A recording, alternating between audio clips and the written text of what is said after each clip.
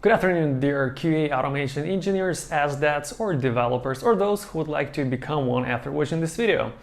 Today we're going to discuss and actually take apart one of the coding challenges that you will very often get, which is called sum of two, or TwoSum. TwoSum. Anyways, let's keep going.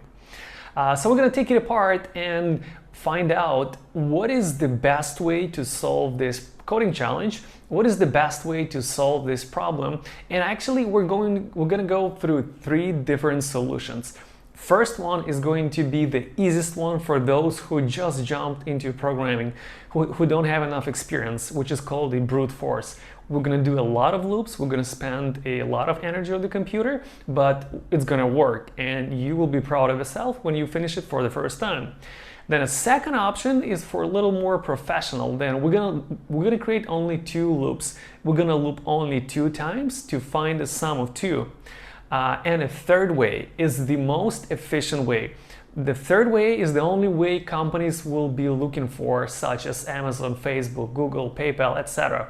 Those big companies, they're looking for someone who know how to do things efficiently, because they're working with the multiple thousands or millions of people and a lot of data. So you will have to know how to make things work fast, not only how to make them work. So the third way is going to be the most efficient, and we're going to create only one loop. We're going to loop only once to find the sum of 2 or to find the TwoSum. Anyways, don't forget to give me a big fat thumb up, subscribe to our channel, and also leave a comment below. Let me know if you enjoy this video or not. Let's go.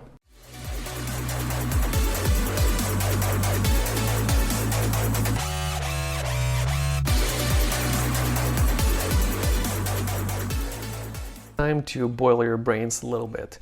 So let's see, we're at the LeetCode website, and here's the actual challenge, TwoSum.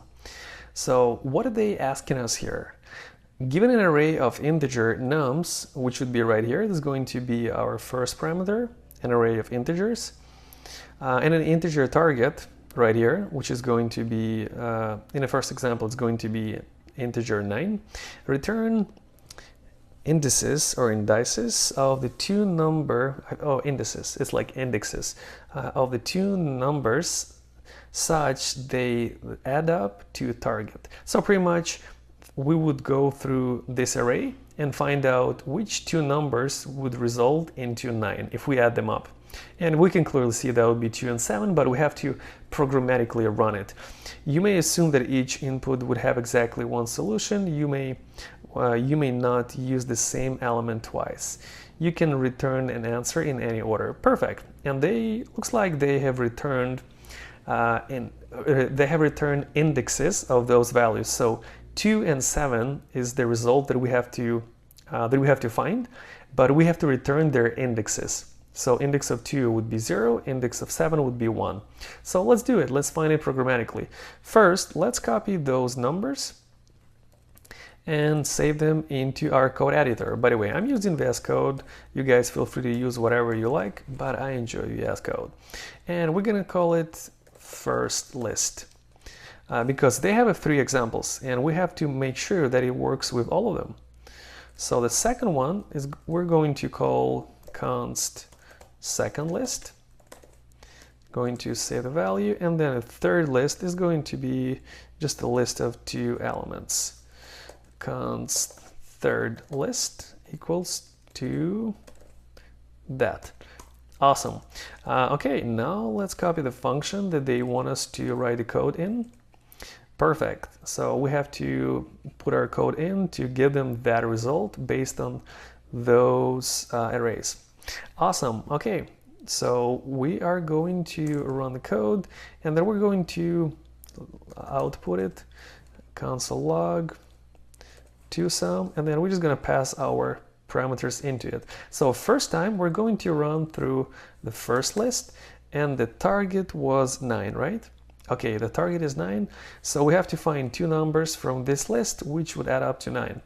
Awesome. So as the people who, let's say, never did programming or did a little bit, usually you would go with the easiest solution to come up with, and the easiest solution will usually be called a brute force. So I'm gonna put it here so you guys could see it. Brute force. What it means? It means that we're not gonna care how exactly to get it done. We only care about getting this challenge done, getting through it somehow. So we're going to write 2 for loops. And in our first for loop, we're going to loop through our array of nums. By the way, I'm going to change word indexes to I, just because it's more readable. Well, I guess it's not, but it's a shorter name that everyone in programming got used to already.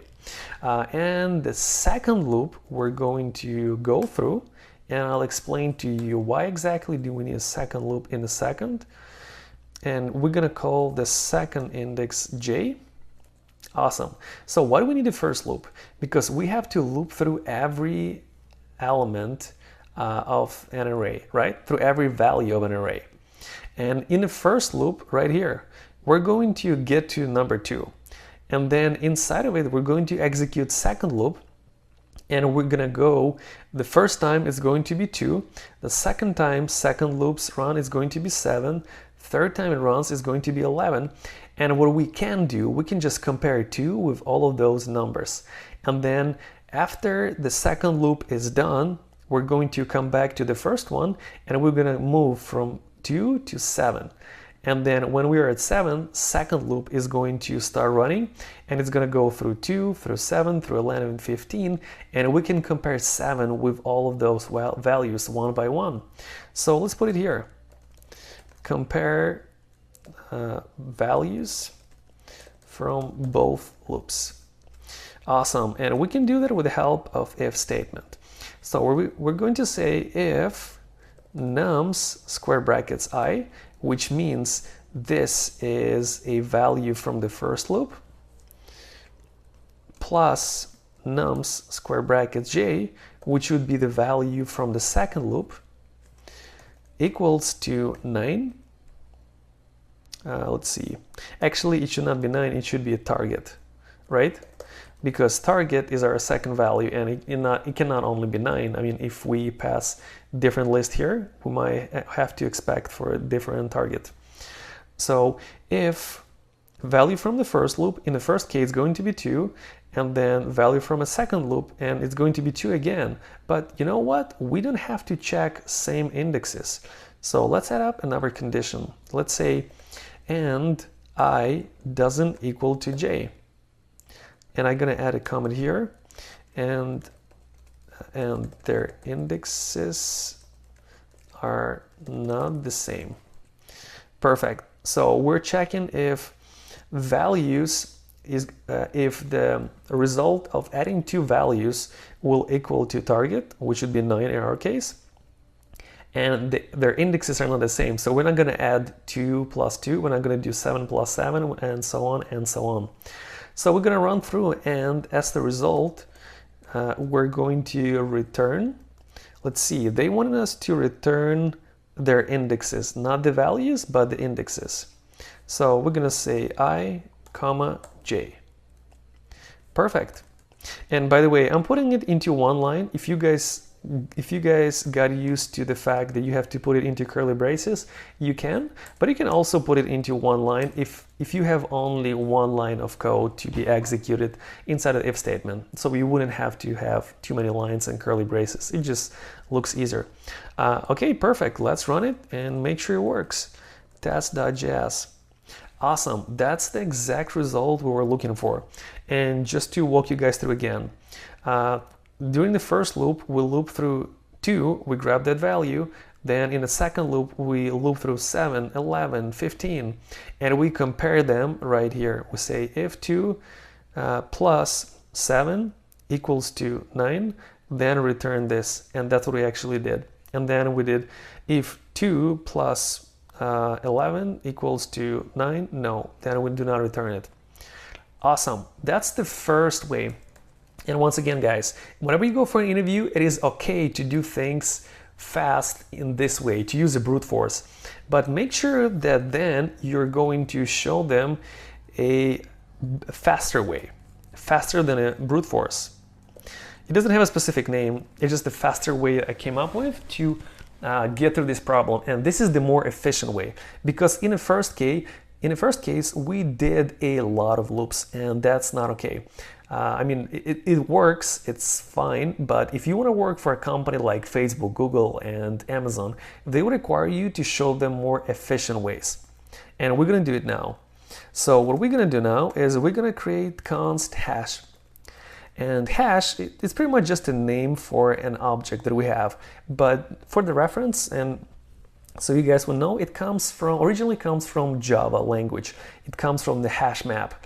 And what it actually is, it's just an object where we save keys and values to know, to have a better collection of the data. But what are we going to do with it? We're going to loop through. Actually, give me just a second. We did not verify that all of the other lists also work fine the way we should check. So the second list, they wanted to have target 6. Let's run it and let's make sure we're gonna get 1, 2. Perfect. Third list, the also target is 6, but let's see, I think I misspelled it. Third list. Yep, so third list, the goal is the target, not a target, the output should be 0 and 1. Let's run it, make sure it works. Awesome. Okay, it works. I didn't break anything. Now I'm going to come back to the place where we left off and say a faster way, aka more efficient. Awesome. So const hash, as I mentioned, which is just an object, and then we're going to create for each loop. By the way, I've just typed in for each and I hit enter because VS Code gives you that good looking autofill option that I've just used. So I can now replace a couple of things here, and we're going to loop through nums, and every num inside we're going to call a number, right? Because every value inside of an array is a number, and we know that. So we're going to loop through, and we're going to push every number inside of an object, and it's going to be like this. The key is going to be 2, and the value is going to be index of 2, which is 0. By the way, if we would like to assign index, we have to pass it through as well. So I'm gonna wrap it up and pass index as a second parameter into for each callback function. Perfect. So now when we run it, during the first loop, we're gonna save the key right here, which is going to be number 2, and we're gonna add the value of 0. And during the second loop, we're gonna add 7 as the key, and the value is going to be 1. During the third loop, we're gonna have 11, and the value is going to be 2. You got an idea, right? Perfect. So let's run it once, and let's see. I'm just gonna return hash for now, so we could output it and you could see that I'm not lying to you. I guess. Oh, that's right. We're going through the third list. We don't care about third list yet. We're just gonna go through the first list, and the target was 9. So I'm gonna clear it, and I'm definitely gonna misspell it. I'm gonna run it. Perfect. So value 2, index 0. Value 7, index 1. Value 11, index 2. Value 15, index 3. Awesome. But what do we do with it now? Well, now we're going to loop through it one more time. Now we're going to loop through it with a for loop.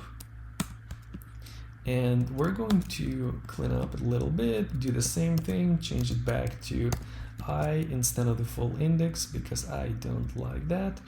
And then we're going to loop through nums. But you might ask me, what are we going to do inside of this loop? And what do we need it? So first, we have mapped everything into an object. Second, now I'm going to kind of twist your brains a little bit. Now we're not going to be adding every 2 digits. We're going to make it a little smarter. So we have this target, it's 9, right? How can we find which 2 digits will add up 9? We can add 2 digits, right? But what if we take 9 and we minus 2? What is going to be the result? The result is going to be 7. So what we can do, we can simply take a look inside of the hash and say, hey, is there a 7 in the hash? And if there is 7, we're going to return an index of it because we're going to have it. And in that case, we don't have to loop so many times. We run only 2 loops. First loop goes through all of them. Second loop goes only once through all of them, maybe not even all of them, and just checks if the value that we're looking for exists in a hash. I hope that makes sense. And if it doesn't, we're going to go through it right now. So let's create another const and call, actually it's going to be let. Let, and we're going to say target minus value. And target minus value, so our target is 9. We're going to say target here minus nums square brackets I. So what's going to happen here is, I'm going to put a comment right here so you could clearly see that. So we're going to, in the first loop, we're going to say 9, let's see, 9 minus 2 equals to 7. And then we're going to look inside of the hash and see if there is 7. And if there is, we're going to return it. And then the same thing over and over. Then we're going to go with a 7. We're going to say 9 minus 7 equals to 2.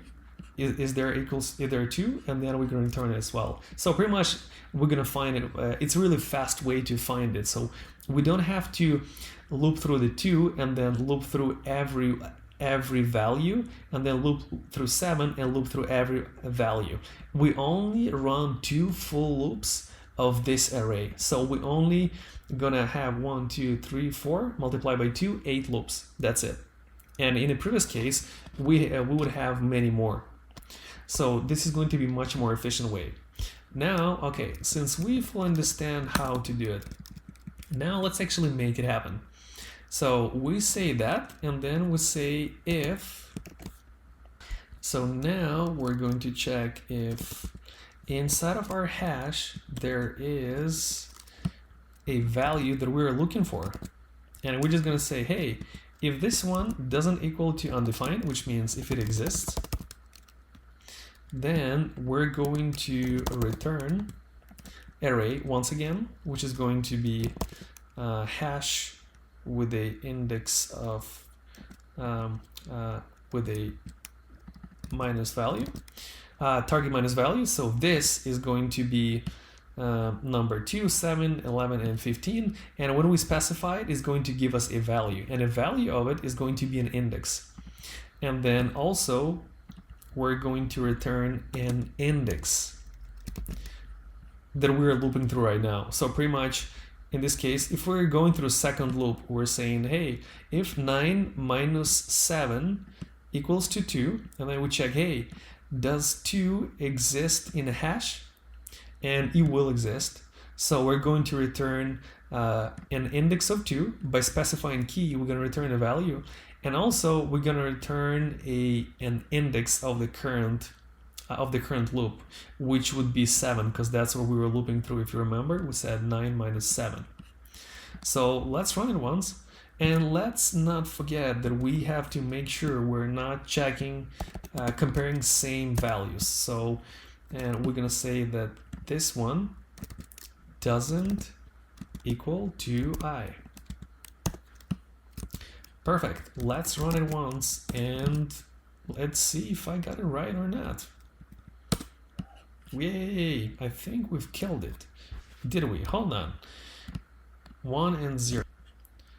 Look in here, and so we want to return 0 and 1, and which is okay. They said we can return it in any order. in any order, which is fine. So we return 1 and 0 instead 0 and 1, but that's correct. So we got it, we found it. Now let's make sure that it works for all cases. So the second case, we have second list, and a second list would have a target 6. So we're gonna run it through 6 again. 2, 1, I guess it's 1, 2, perfect. And a third list, it's going to be 3, 3, and the target 6. So we're gonna say third here, run it, 1, 0, perfect, 0, 1, we got it. Okay, so this is the more efficient way, it's a faster way. But now I want to show you guys final and the most efficient way. It's awesome that we ran 2 loops, but if you ever go to work for a company like Google, Facebook, Amazon, PayPal, or any other big company, they want you to be as efficient as possible. So the most efficient way.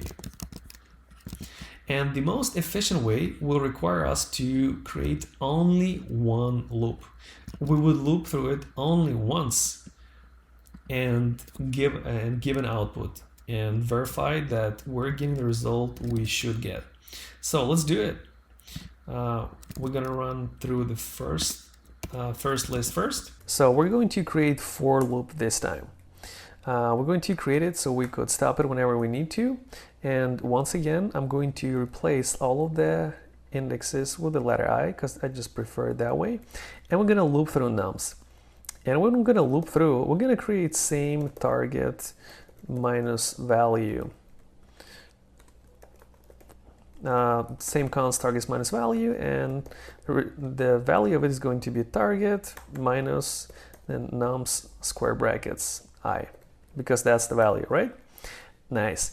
Now we're not going to loop through again anything because we're making only one loop, and instead we're going simply to check if hash contains target minus value, and if it does, then we're going to return the same thing we did last time. But you might ask me like, hey, that looks too fast, are we missing anything? And you'll be correct if you'll ask. We are missing one thing. By the way, if something is wrong here, doesn't equal to undefined. We're missing one thing. We're not filling out our hash. We've simply declared it, but we have never mutated it. We've never added anything to it. So what I'm gonna have to do here, first we check if it exists there. Although it's empty on the first loop, we don't care. But then we're going to say that if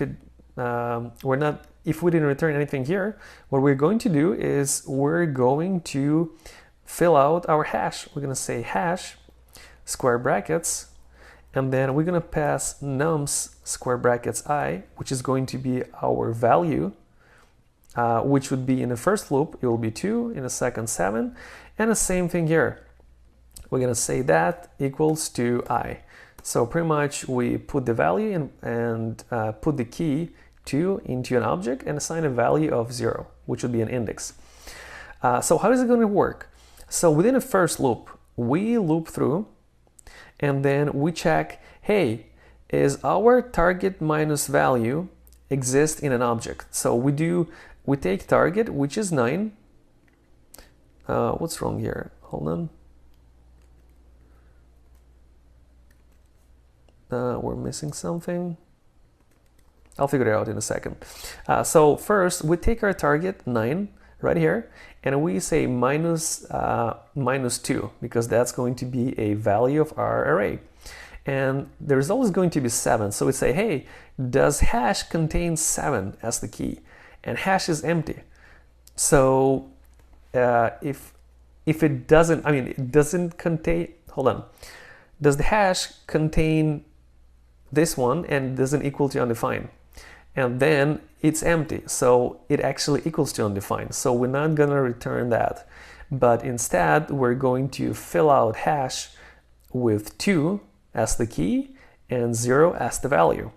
In the second loop, we're gonna do the same thing. We're gonna go through our target, which is 9, we're gonna minus 7, and the target minus value will be 2. And then we're gonna check, hey, does hash contain 2? and well, it will contain 2.